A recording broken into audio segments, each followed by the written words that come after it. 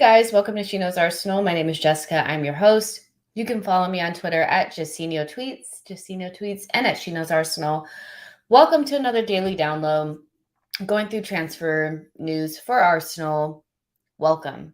So sorry I was a little bit late. Yeah, I have no excuse. I just was a little bit late. But it's nice to see there's about 80 of you guys in here. So like the video, subscribe to the channel. We're going to go ahead and get started.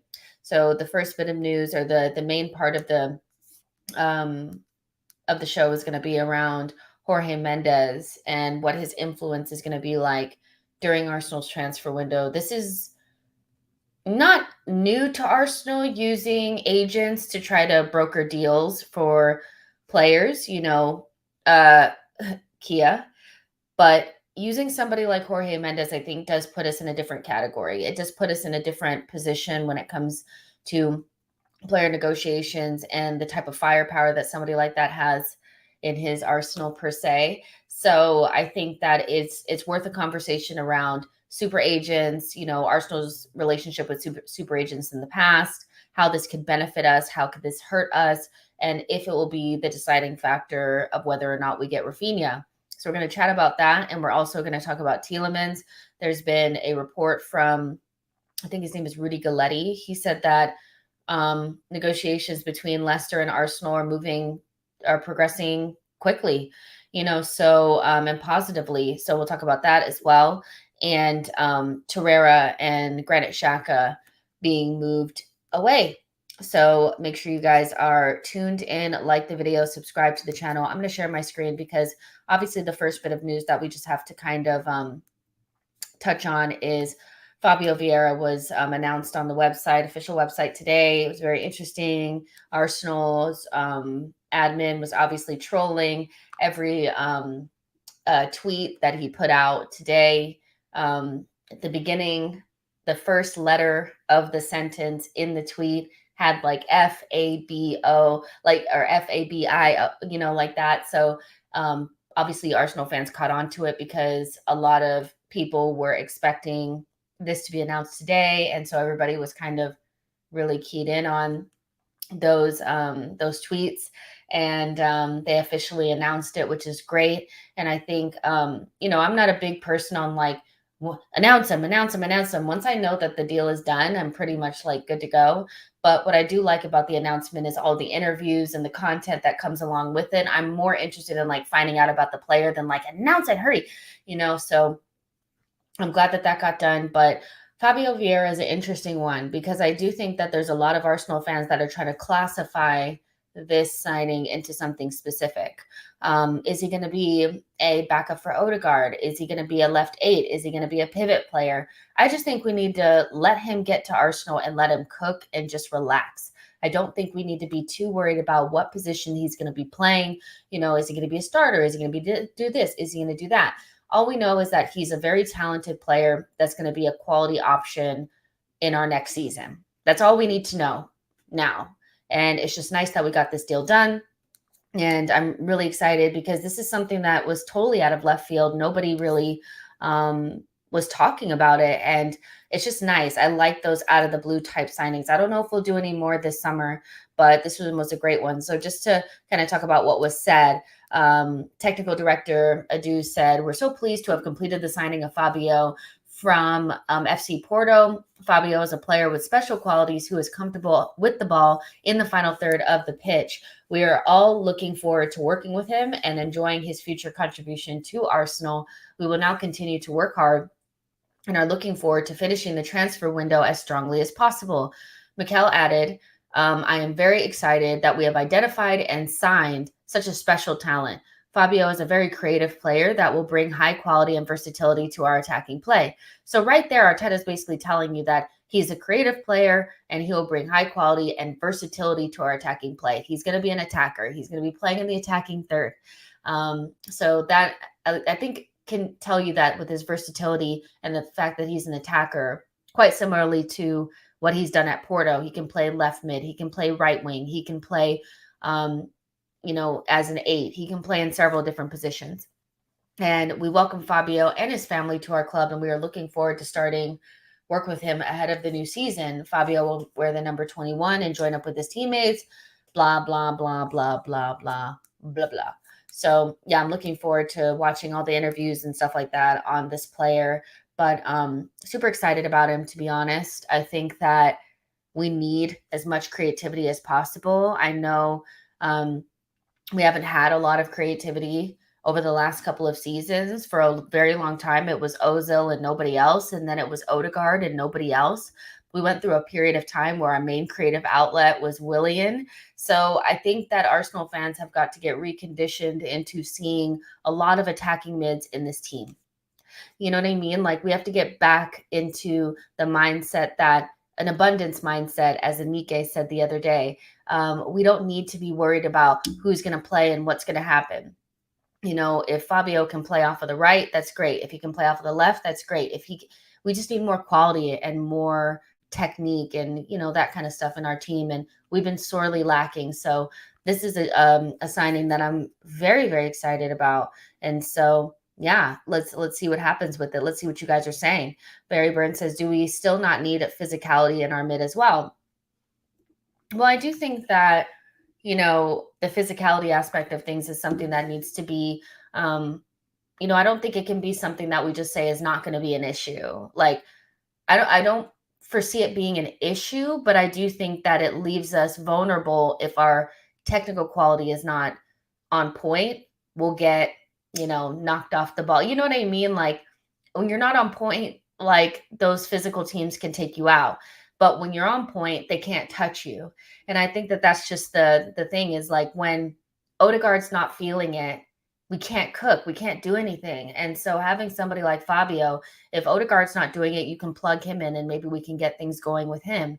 You know, I do think that we need more physical presence. I actually think with a 4-3-3, which looks like what we want to play, we actually need more technical players. We need more creativity.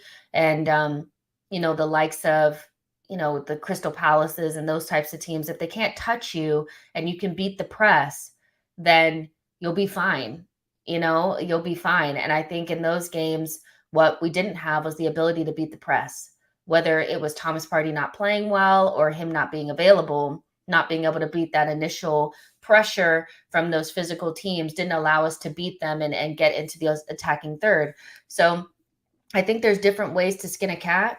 You know, we can be successful in multiple ways. We can go the power and pace way, or we can go the jugo de posición or whatever. We can go into that way as well. As long as we have the right pieces, I think it's fine.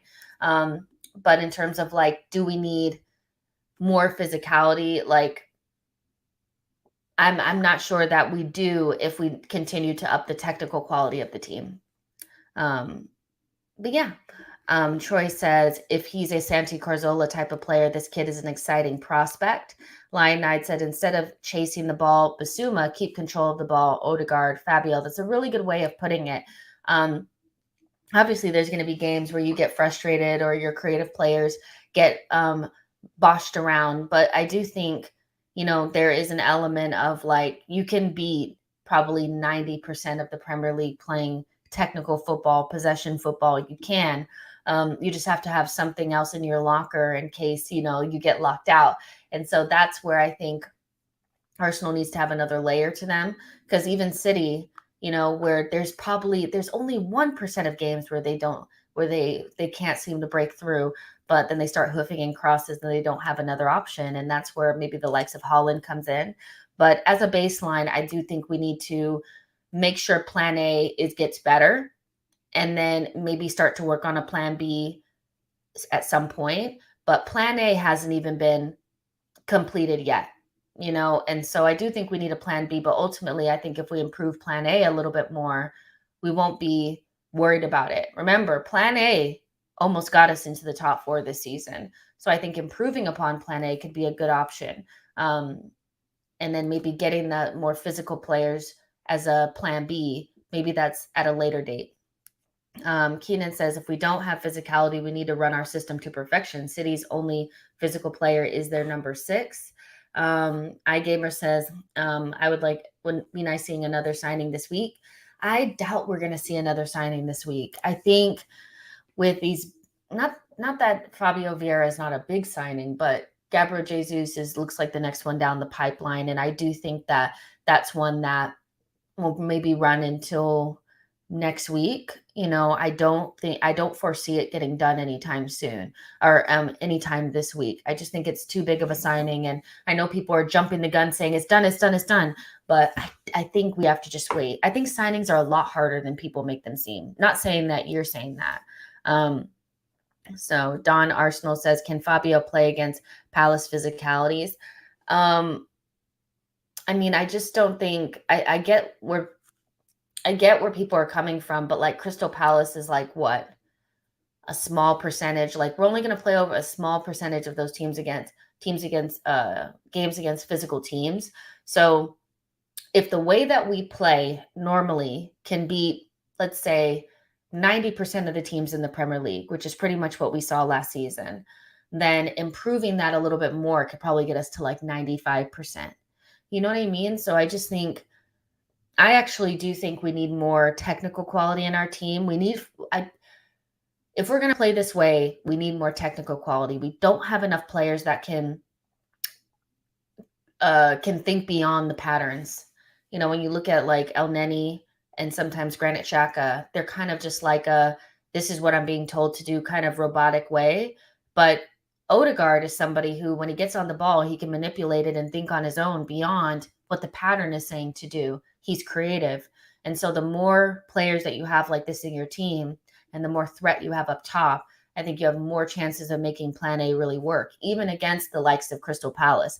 Crystal Palace can only really hurt you if your passing is not on point and you can't beat the press, because that's basically what they did. They pressed us off the ball. And we only really have one press resistant player in our team, which is Thomas Partey. And he was not up to it because I swear he was hungover from getting Ghana into the World Cup.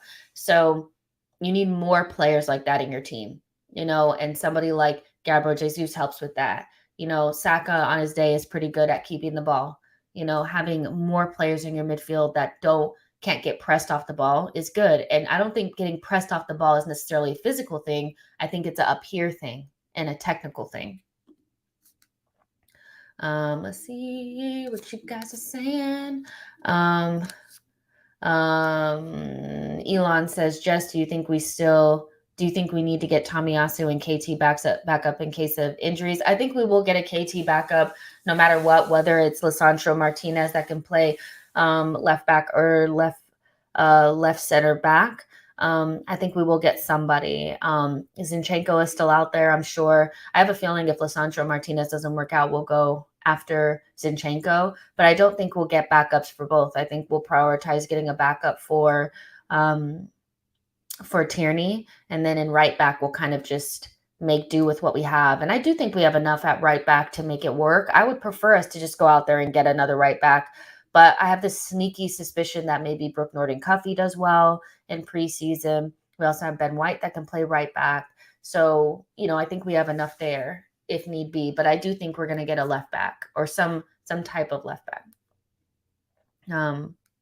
K9 says the myth of required physicality to win was busted a long time ago. The lighter teams literally floated up to the top of the Premier League for the last 5 to 6 seasons. Technical quality wins games these days. Yeah, I mean, and I do think you have to make sure that you have, because when we had a really good technical team, I remember that around the time where we became second in the league to Leicester, we had a very good technical team. We had a lot of good players on the ball. We had Ozil, Santi, we had Ramsey, we had Wilshere, Arteta, I think, was in the team as well. We had enough technical quality in that team. And, the issue is that we didn't underpin that with the defense, and then we also didn't have enough goals because Giroud wasn't scoring enough goals at that point. So I do think that we need to make sure we can replicate that and have a bunch of creative players, but you need to make sure that you have the other pieces. And during that time, I know we were screaming out for a central defensive midfielder like Thomas Partey. We wanted to make sure that we had a good defense, and this time we do, with Tomiyasu and Ben White and Gabriel and Saliba and Tierney. So I think will be fine, and then the next piece is just making sure you have the goals. And that's where getting Gabriel Jesus and Raphinha really would help. Keenan says, historically, we have never pressed as a team and had a high enough work rate off the ball. That is the key. I think that has a lot to do with the front players. You can't press with Aubameyang, Lacazette, and Pepe. You can't. You're just not going to get it out of them. And so Gabriel Jesus is one of the best pressers in the league. So he'll help you with that. And then you have like Martinelli. He's a great presser. Odegaard is a great presser. But you need to have the right pieces in place so that you don't get bypassed, and it needs to be orchestrated. And so, yeah, we've never had enough players that were willing pressers to get it done. So, yeah, hopefully we can fix that next season. Okay, let's see. Barry says mentality was weak when Leicester won the Prem. We collapsed when in a good position. Yeah, but my point was more that we had so many technical players, and so there you can never have enough, but you have to have the other things too. You have to have a strong, defensive line. You have to have goals up top. And we didn't have those other pieces, but we had all the other stuff. We had creativity out the ass in those times. We really did. So yeah, I just wanted to go ahead and touch on that. Hopefully we'll see Vieira soon, and hopefully he's a good signing. I did see, and this is not to be like negative or anything like that, but when we were waiting on the announcement for Vieira to come out or to be posted, a lot of people were retweeting like the Willian signing or the Willian announcement tweet and the Pepe announcement tweet. And I went and looked in the comments and I was like, damn, we were really hyped for Pepe. So that just goes to show that, like, of course, we're really excited about these players, but ultimately they have to do it on the pitch. And we have to wait a little bit longer. So I won't get overly gassed, but I do think this player is good. So we'll see what happens with that. There's about 300 of you guys, in here. Like the video, subscribe to the channel. Now we're going to go ahead and get into the main part of the show, which is about Jorge Mendes.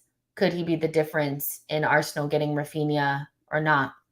And this is something that I didn't really know about until this morning. But let me just make sure that I have the information like here on me. So basically, like, this is coming from the Telegraph. So Jason Burt of the Telegraph was basically put out, an article talking about the Raphinha deal. And he was saying that, Arsenal want Leeds winger Raphinha and are hopeful Fabio Vieira signing will help seal that deal. It is expected that Leeds United will demand a fee of 50 million for the Brazilian international. Vieira and Raphinha are represented by the same agency, Gestefut, which is run by super agent Jorge Mendes. And the smoothness of the negotiation to sign Vieira from Porto is regarded as positive.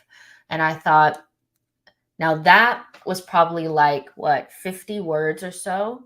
But those were some really interesting 50 words to me, because there's a lot in there to kind of unpack, right? That, Arsenal are hopeful of signing him or whatever, but Vieira and how that deal was dealt with was seen as a positive, or maybe a little bit of a relationship sweetener for the relationship between Arsenal, which is Edu, and Jorge Mendes. And Deco works for Jorge Mendes. So having that level of super agent in your pocket working for you on your side may be the difference maker, because other teams were in for Fabio Vieira. So if you think about, having the influence of Gestafoot with you, you might get players that you're not supposed to be getting. Now, obviously, you got to pay for it, and that's where the agent fees come in. But I do find this to be quite interesting, because Arsenal in the past, under Arsene Wenger, have been very reluctant to work with super agents. And I think as a result of our reluctancy, we have been left behind, because teams that are not Real Madrid, are not Barcelona, are not Man City, they need to use super agents to close the gap. And over the years, we have watched Wolves, in particular, they're the particular example. Use Jorge Mendes to bring in players that they have no business having. And so when I look at it that way, I think, remember that picture that came out, I think, during either at the end of the summer window or during the January window. I think it was the last window, the last summer window. There was a picture that came out where people were they were angry because it was from somebody in Edu's family, and they were on a boat and it had a Portuguese flag. I wonder if he was creating the relationship between Arsenal and Jorge Mendes to get us in the front of the queue for players like Raphinha, like Fabio Vieira, because these players, if we're honest with ourselves, Arsenal is a big club, but we've slid. And so somebody like Raphinha has probably so many options that they can go to. But having somebody like Jorge Mendes facilitating the deal for you, and then also the relationship between Edu, Deco, Raphinha, can be very good for Arsenal's chances to get him. Now, I'm not saying 100% it's going to work, but what I am saying is that I think this is the right way to go about things, because over the years, it's been difficult watching other teams get players that were so good. If you think about, we could have had N'Golo Kante. I hate going back to that example, but that's the example that always stands out in my mind. N'Golo Kante could have came to Arsenal, but he ended up going somewhere else because Arsenal didn't want to pay the agent fees, and we ended up with Granit Xhaka, somebody that to this day we have yet to be able to get rid of. But N'Golo Kante has become one of the best players in the world, won a World Cup, won Champions Leagues. So this could be the difference maker. How do you guys feel about Edu facilitating a relationship with Jorge Mendes and Gusta Foot in order to get us in the front of the line? Do you guys feel like that's a dangerous thing to do, or do you feel like it's the right thing to do?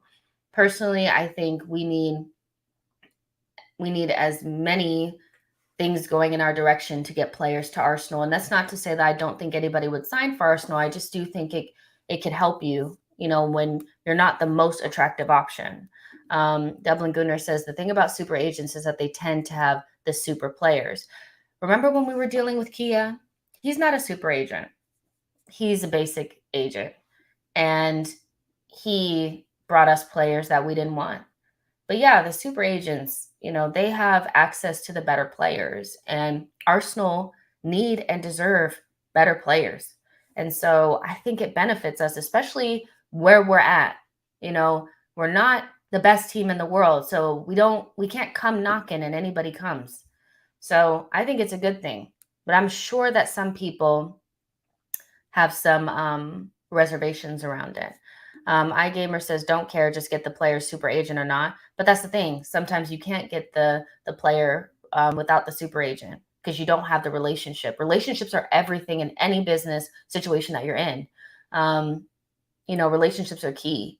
And so I've always kind of criticized Edu about whether or not he had the connections to really put us in the front of the queue for certain types of players, in particular South American players that are in their prime, meaning not Martinelli and not Willian, the players that are really there.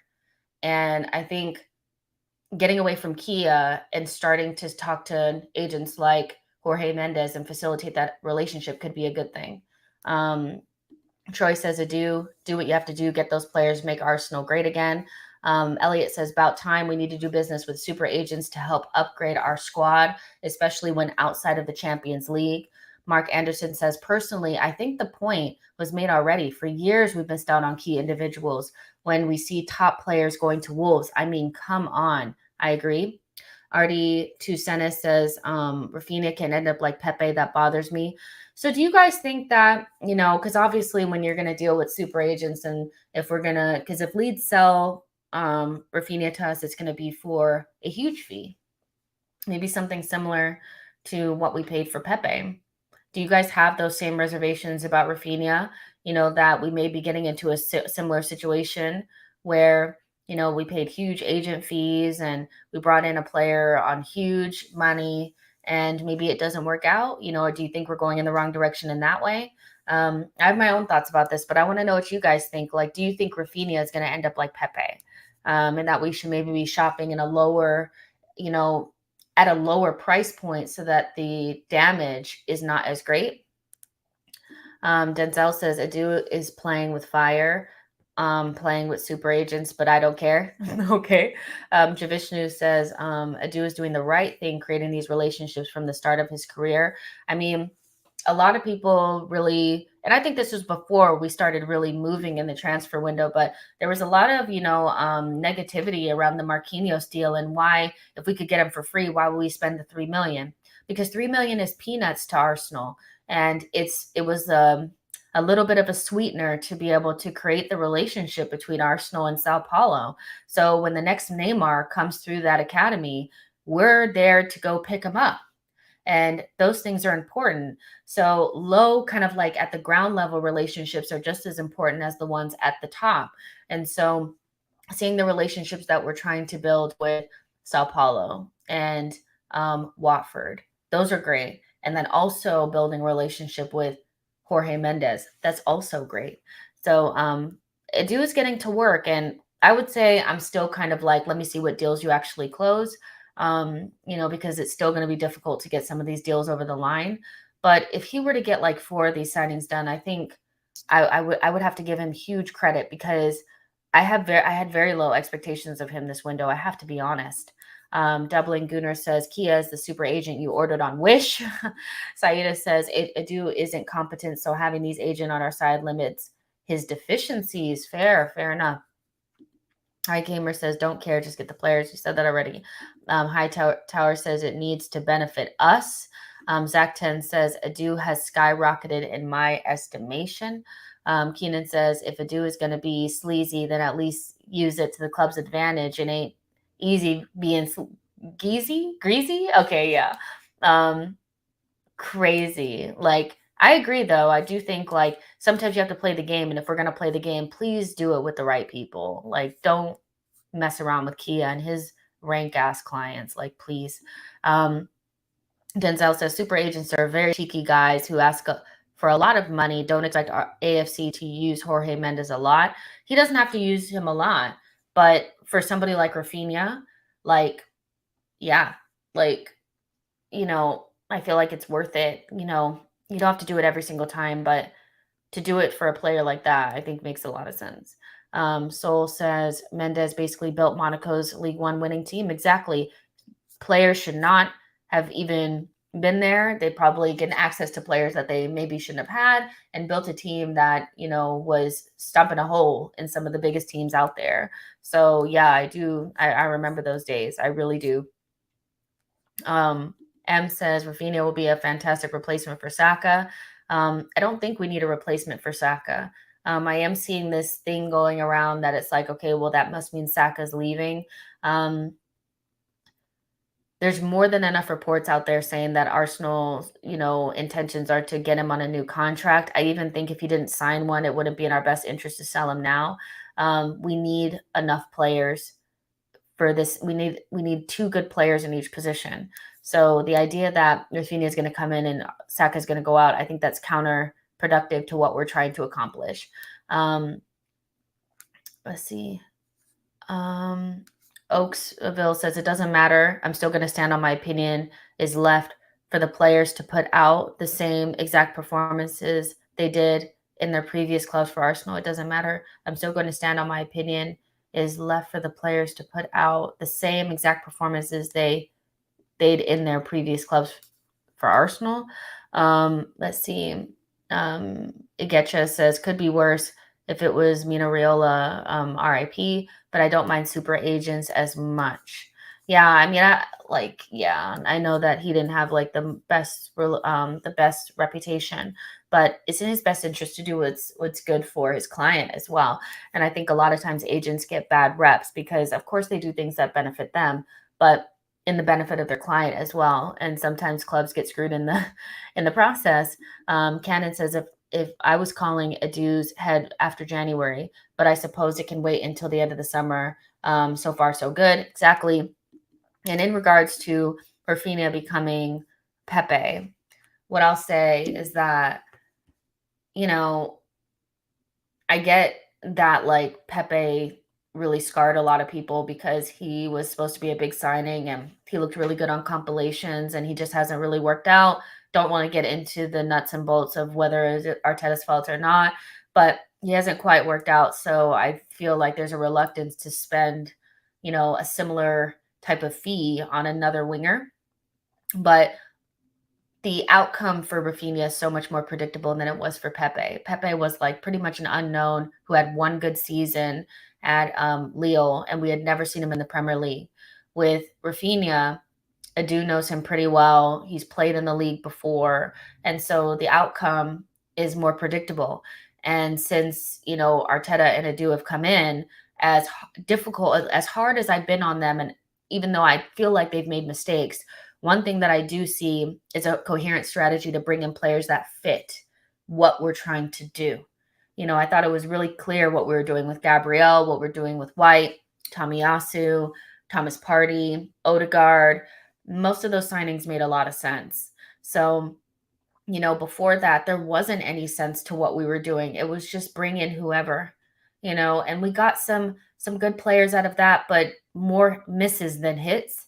So I do think that with the strategy being a lot more coherent and the players that are coming in seem to fit the system a lot better, seeing Raphinha in the Premier League and the relationship between Adu and Raphinha because of the Brazilian ties, I think there's enough there to predict a positive outcome for Raphinha. I have a hard time seeing him flop at Arsenal if he were to come. Travis says, I think Pepe is good. He just didn't get a chance and for how he wants to play. I get what you're saying. Keenan says, if we're going for a Brazilian, I would rather go for Tete at Shakhtar. I think he's a lot better value in the market than Raphinha. He's going to be 90 million with the agent fees. What can you do? I prefer players, the whole point of bringing in Raphinha is to bring in somebody who has the experience in the Premier League, can hit the ground running, and can get us goals when the kids can't. And that's exactly what he does. Bringing in another unknown from another league that's probably going to need some adaptation doesn't necessarily solve our issues right now. We have enough, players that are going to need to adapt and, young players that need to like get up to speed and things like that. So I do think bringing in somebody who's more of a predictable outcome, somebody who we know is going to hit the ground running, that knows the league, I think is a better fit for what we're trying to do right now. We've done a lot of value in the market signings. We have, I think Odegaard represents that. I think Gabriel is the perfect value in the market signing. We've gotten, Martinelli, like a player that's amazing for like pennies. We have kids in the squad that didn't cost us anything because they came from our academy. I think we have a lot of value for money. I think it's okay for us to go for a bigger signing, especially with the players that we've gotten rid of over this last year. Saida says Pepe wasn't profiled correctly. We basically did what Man U do and decided to splash the cash on a name. I agree. Ben Odison says Pepe versus Raphinha. One, Pepe is a counter-attacking type. Raphinha is a presser, and you see that when we faced against Leeds. I think he fits us better of what we're trying to do. DJ Polar says they said Don Raul and had a little black book, Shady Deals. Exactly, he did. Definitely shady deals, paper bags full of money, under the table type stuff. Yes, Troy, the compilations got us gassed up. If you go and look at the comments, like it's so funny seeing like we were talking shit. We were out there talking about how he was going to cook the league. Like it was crazy. So yeah, I got to be a little bit like hold it back just a little bit because Pepe is a certified flop. Orpheus Jones says, what is your gut feeling? Do you think we'll get Raphinha or will he end up at Barcelona? Oh, it's a difficult one. My gut feeling is saying that it's such a difficult deal to do. And so the second part of this was supposed to be about the supposed meeting between Deco and Barcelona next week. And I do think that can be a really pivotal moment in whether we get Raphinha or not. And so until we get beyond that meeting, I would say that I still think he'll go to Barcelona. I think we do have a good chance of getting him if that meeting does not go well. And what we have seen is that they're struggling to do things with the De Jong deal because of their financial situation. Manchester City want a lot of money for Bernardo Silva, and they're probably going to have a difficult time coming up to that fee. They need to get in Lewandowski. They want to get in Jules Koundé. There's a lot of things that they want to do, but they have tons of options for right wing that they can take advantage of. Di Maria is one, giving Dembele a new contract is another, and spending 70 million plus agent fees or whatever the hell it is on Raphinha. And so it's just a matter of what they can do in terms of the finances. And so Deco will go up there and talk to them. And so until that meeting is over, I still feel like there's a chance that, he goes there because the pull of Barcelona is so big. But if we get beyond that meeting and we're still in there, I think he may come to us because it might just be financially impossible for them to do it and do everything else that they want to do. And for some reason, I feel like they are prioritizing Bernardo Silva, and that's going to cost them like 100 million. That plus Lewandowski plus Jules Koundé, that's a lot. So even for Barcelona, who somehow can always find money somewhere, and they're in a really difficult situation, right now. So I still would say that it's probably leaning more towards Barcelona, but I think we're in a situation where if they pull out or they can't compete with what we're able to pay, then we're probably good to go. And I think Deco is also maybe just going over there just to make sure, because I'm sure Raphinha is like, just make sure one more time that they can't come get me. But we're in a situation where if they can't, I think that deal might go through pretty quickly. Orpheus Jones says, we can mock Hagen, but there was something in Arteta and AirPod Albert patting Raphinha on the back. They've been in conversations for a while. Yeah, I mean, I think Ornstein said it that it's not new interest; it's been interest for a while, and these deals don't happen like that all the time. Like a lot of times, there's talks a lot like before, like a long time before the window and stuff. So I'm not surprised. I'm not surprised. Let's see, Oscaville says, rumor out there is that Arsenal has already placed a bid for Raphinha about 60 million. I think where we're at in this deal, just to kind of round it off, is that we've spoke to Leeds. We know what they want and the money is there and we're ready to act. We're pretty much at the point now where Deco's going to go up to Barcelona. And I don't even know if all of that is even true. Because what I will say is that like the publication that it came from is really not that credible. But let's say it's true. Deco will go to Barcelona, which like literally they can just WhatsApp each other. So I don't know why he has to go up there. But let's just say he has to go to Barcelona and talk to them. We're in a position now where if they say we can't compete financially, because the relationship between Leeds and Barcelona is not good, because the most that Barcelona want to pay for him is like 30 million. And that's nowhere near enough, especially when they know that there's a deal on the table from Arsenal. And I mean, what if we decide we can go higher? So I think it's a matter of like, if they can't come up to what we can offer, which will be really difficult for them to do, then we can probably get him. That's where I think we're at. In terms of putting in bids, I think the word bid gets thrown around like it's some official thing. There's offers, there are bids. I think we'll just be in a position where we can move forward with the negotiations. So that's where we're at. Waiting to see if Barcelona can compete with us financially for Raphinha. So yeah, let's see. Ride Dog says, I just find it interesting that there are low limits people will pay for Jesus and Tielemans because of 1 year left when Raphinha's price is even higher. I just find it interesting that there are lower limits people will pay for Jesus and Tielemans because of 1 year left when Raphinha price is even higher. I'm not sure I understand the comment. You guys know what I always say, like 1 year left is only really relevant if the team can't afford to lose him for free. That's what I'll say. So, about that. But yeah, I mean, how do you guys feel about Arsenal? And we'll go into the Tielemans conversation now.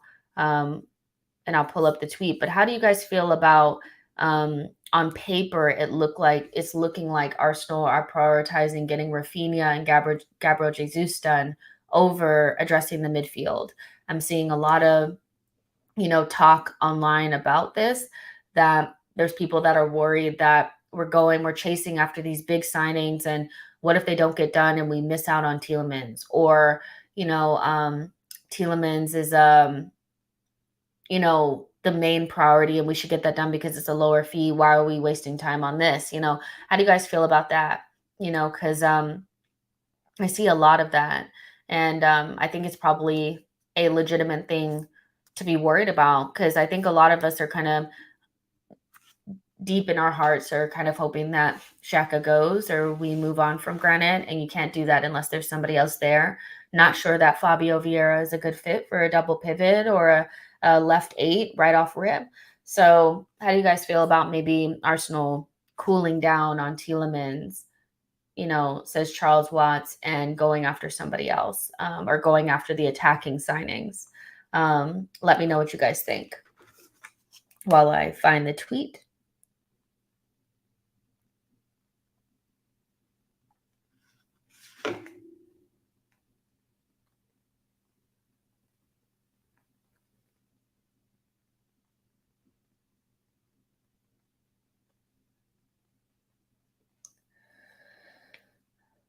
Okay, so let's look for the tweet here.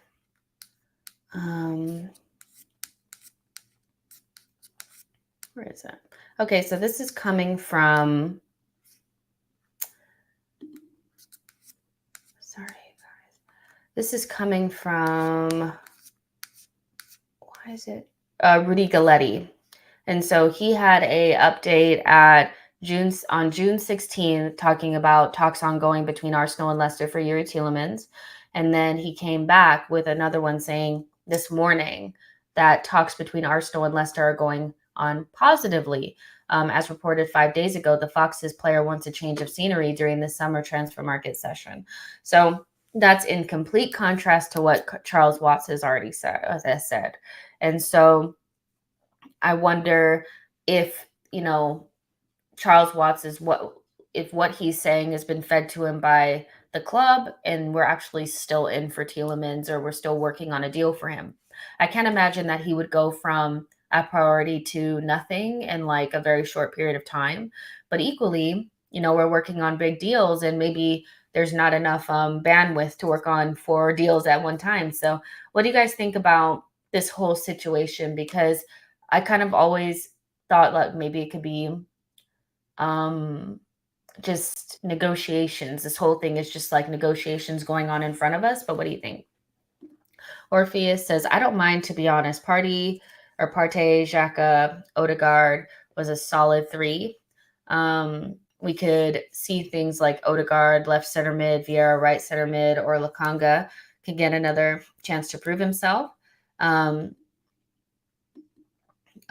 says, we definitely need another midfielder, whether this is Tielemans or someone else with a similar profile and age. It needs to happen. I want Xhaka finally to be moved on this summer. Troy says, what if Arsenal is pulling the fans' legs? Tielemans' deal is done, but they were playing the face card. Wouldn't be a shocker when it's finally revealed. Let's see. DJ Polar says, tired of Xhaka and his non-turning football ability. A nice spot on the bench for him, Europa League merchant. Fair enough. Colby says, we absolutely should be adding Tielemans. 25 million for quality is a no-brainer. Ben Odison says, I ain't concerned. Yuri will come. You're better to focus on Jesus to get it done. Mark Oliver says Tielemans would be great, but it will be very expensive because he's coming from a rival for top 6. I'm sure Leicester want probably more than what Arsenal are willing to pay at the moment, so I think this one is probably just taking a little bit longer because of that. Leicester haven't gotten where they are now by being stupid. So they're going to be disappointed to lose somebody of Yuri Tielemans' quality for 25 million or something. That's just a couple of seasons ago, you could have probably gotten 50 for him. So I do think they'll play hardball, But the reality is he's not going to sign a new contract. He wants to go. And so at some point, they're going to have to come to the negotiating table. But that coming out after Charles Watts saying what he said, I do think kind of speaks to, the maybe the club telling him certain things, and we're actually still negotiating for him behind the scenes. Homer says, I feel like Arteta is looking at Lisandro Martinez to position him as a DM next to Thomas Partey. Stefan says, Tielemans, I think, is an easier deal to get done at any point in the window. Others are more time dependent as there's competition for the signatures. And, I've seen this a lot on the timeline. And I do think as of now, there's no competition for Tielemans. We're kind of out there on our own with him. But we know that if we want to get Raphinha and Gabriel Jesus has to happen now. So I do hear that. But I also think waiting also puts us in a position where it makes Leicester a little bit like, okay, are you going to give us the bid? Are you going to give us the bid? Are you going to send it in? Because they would need to replace him. And they also don't want a disgruntled Yuri Tielemans at training and at preseason and all this kind of stuff. So at some point this has to be resolved. But until somebody says like, we're not actually in for Tielemans anymore, I think we're still negotiating there. There's nothing really to worry about too much. But let me just say this now is that, like, if the window closes and we get Raphinha and we get Gabriel Jesus and we have Fabio Vieira and we get Lisandro Martinez, I do think I would still be disappointed in not getting the midfielder because, like, in my heart of hearts, like, I just feel like that position, that left 8, needs to be addressed. It needs to be upgraded with somebody with more technical ability. And so I would be a little bit like, we did all this other stuff, but we didn't do that. But equally, I still think there's enough time where we could solve it. And at the same time, now fresh links have come out about Fabian Ruiz. So I do think there's other options as well, but I still think Yuri Tielemans is the right one. Nashville Gooner says, hope it falls through. I don't think Tielemans is the right fit. So right after I say I think he's the right fit, you say I don't think he's the right fit. Fran Me says, nobody is talking about left backs. We have issues in that position. Lisandro Martinez is also a left back, so that also covers that as well. Troy Mitchell says, I'm shocked at how other teams aren't in for such a quality player. Yeah, don't say it too loud, because when other people's deals inevitably fall through or they miss out on their main targets, they will go back to Yuri Tielemans. Tony says, CM is such an important position. I would like Yuri Tielemans in before camp. I would as well. I just need to see somebody other than Xhaka in that midfield. Like, I'm just done. Like, you know what I mean? I just want to see something else and feel something else. You know what I mean? And I think we can go up a level with somebody else. Ben says probably a due told to get Jesus and Ralph quick, and I think Tielemans will come. Let's see. Nashville says Jesus and Raphinha are the right ones. George, who is a Leicester fan, says Tielemans is a baller. He'll be back to his best after a nice holiday. Decent players back around him. Fair enough. Orpheus Jones says Lakanga was the mistake. His fee plus Guendouzi sale would have equaled Tielemans. Well, we don't know if we don't have the money. I wouldn't call Lakanga a mistake. Like, he's not a mistake, right? And I don't know if it's a money thing or if it's just like because Ornstein said something about like a congestion thing. So, I'm not sure it's a money thing. I think it might be we have too many midfielders. Like, if we were to bring in him now, we would have 7 midfielders, I think. El Neni, Thomas Partey, Sambi, Odegaard, Vieira, Xhaka. So I do think maybe and then there's Torreira still here. So maybe one of Torreira or Xhaka need to be sold in order for us to bring in Yuri Tielemans, because there's just too many midfielders there and we need to rebalance the squad.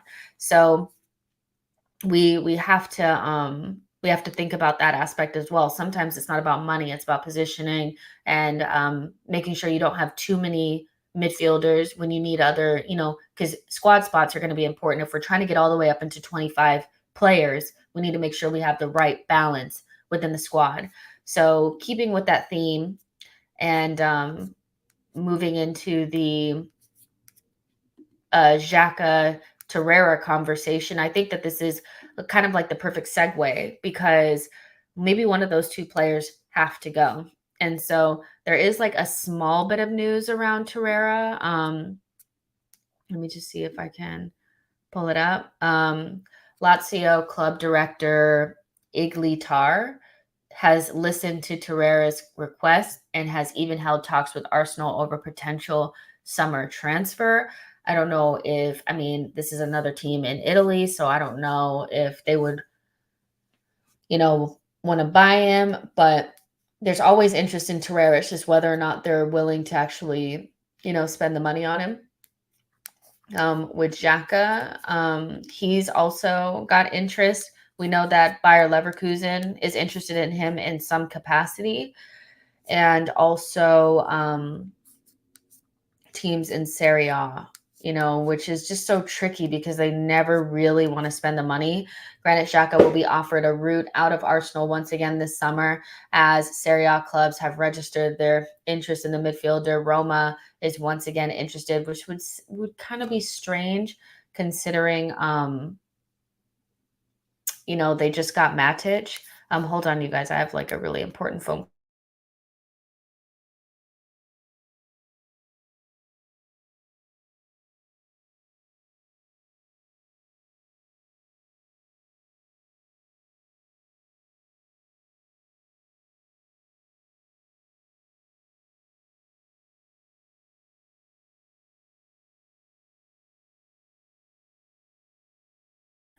Sorry, guys. Okay, so, yeah.